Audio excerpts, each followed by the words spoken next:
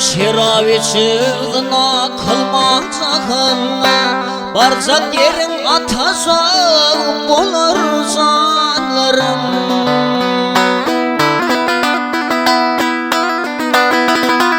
Ey kıymet etme dilin sakla da kanlıyım Soğağından yüzvey versin canlarım.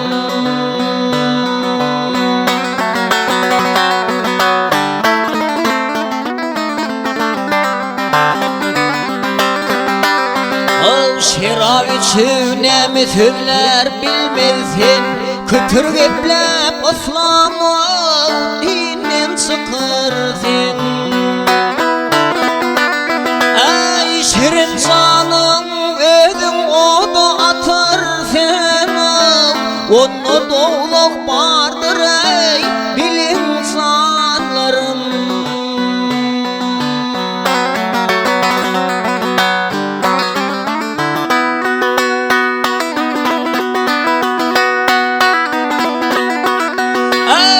Allah haram etti şerap zananı.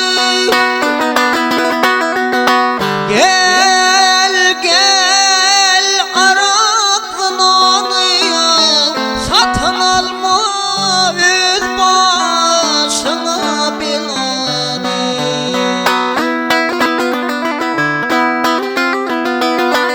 Ey arak hor zana hor ilin düşman ver insanlarım.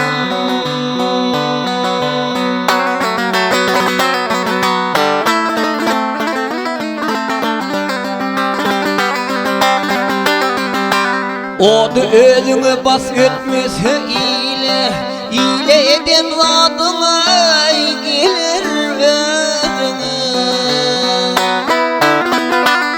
Ha kıyamattan duracak durulur yüzüne. Hazap vardır niçe olur canlarım.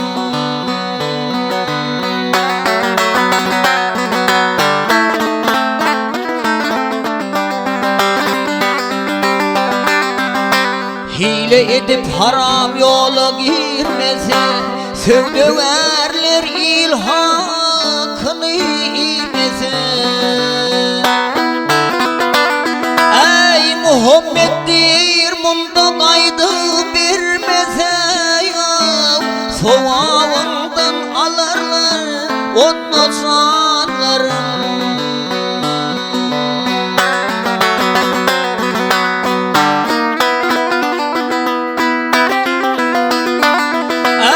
Muhammed'dir munda kaydı vermese Soğuktan alarlar ey